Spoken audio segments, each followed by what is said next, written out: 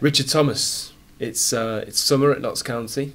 You wouldn't think it. But It's a bit quieter around the place, but obviously there's still plenty of work going on. But the players have gone, haven't they? The players have gone off to spend a bit of time with their families. Many of them have gone abroad. You know, what messages do you give the lads when they sort of leave after that playoff semi-final between now and pre-season? First thing is rest and recuperate. Certainly get yourself some mental space. Just relax, switch off, spend time with family or friends. And then sort of start to pick your focus back up, sort of early June, maybe a week into June, and just start to tick over just so you don't lose everything. We don't want players coming back thinking that pre-season, you get fit doing pre-season. You want to come back and hit the ground running, start pre-season, which is how we were so effective last year. We were surprised by what great shape the players came back in for the first day of pre-season, and it was impressive how they looked after themselves and really made an effort in their break to come back in ready to hit the ground running. So it gives you more than the 5-week period. It's just a short pre-season to get ready. If they don't do something in the build up to that and don't come back in good shape, it's probably not long enough. So you're relying on them to do that bit, and we know here we've got such a professional and good group of lads that we don't expect any different this season, to be honest. But yeah, certainly initially, bit of headspace, calm down, chill out, relax, switch off entirely almost for a good fortnight, and then slowly start to build your way back into things. You mentioned there in the early stages of the summer using it as an opportunity to recuperate mentally, and I wonder if that's doubly important given the disappointing, frustrating way the season finished for us. Yeah, I guess it all comes down to individuals. I'm sure there'll be lads that wanted to come in the next day and get cracking. That's just the nature of the beast. But you've got to recognise it is important to step away. It's such a long and intensive season, especially when you go through a couple of weeks of the playoffs. Not that you'd ever turn it down, you'd rather make the next one to Wembley, but it's a long time. And if we get to the boys that just done the playoff final, they've got a month. That's given how intense the season is, which I appreciate not everyone necessarily will realise.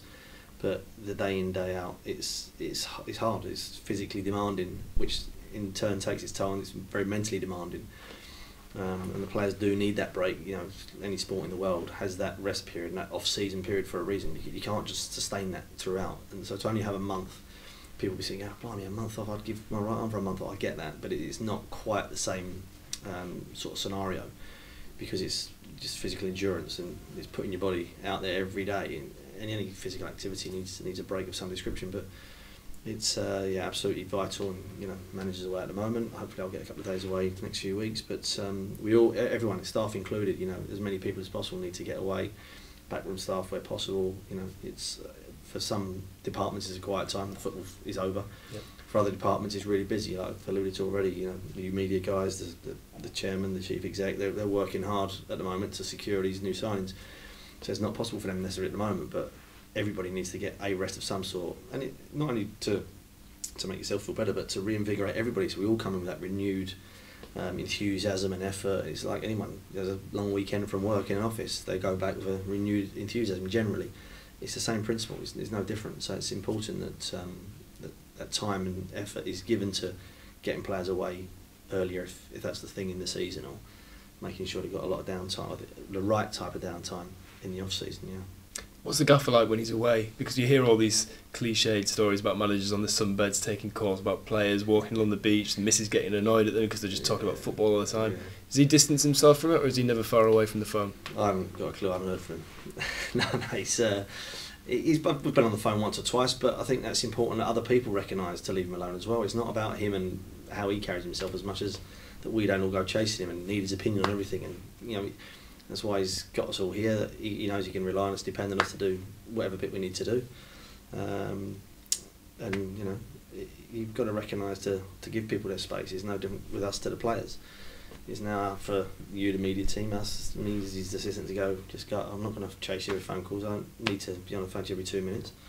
If you need something, we're in touch. We've got our usual groups and stuff like that. So it's not an issue. If anything is pressing, you'll be in touch. But other than that, you want to leave people to their space at this sort of time of the year, because you want them coming back feeling invigorated and ready to go again. You don't want them going, I don't feel like I've had a break. I've been on the phone every day to someone from the football club, or to this agent, or to that player.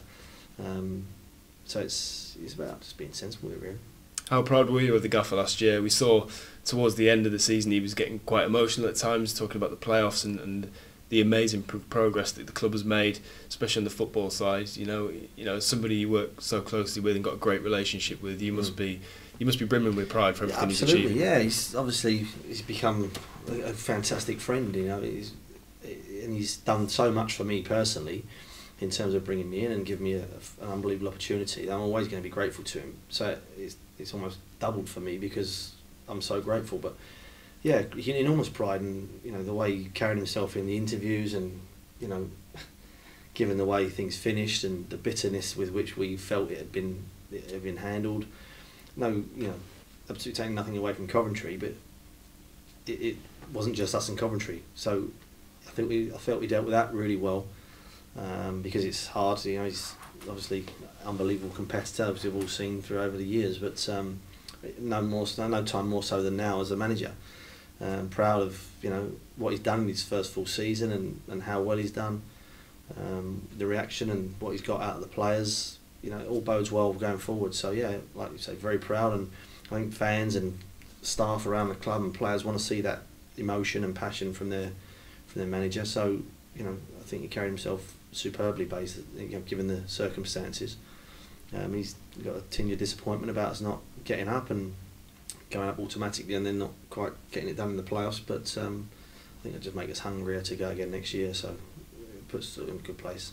What about yourself? Family are all moved up, aren't they? Family are all here, yeah. My little boy's just been accepted to his new school for September, which is good. They're both loving nursery and we're all enjoying the city. It's a great place. So. Which school's he going to? He'll be going to Jesse Gray. Okay. Yeah. So watch out for him on the playground.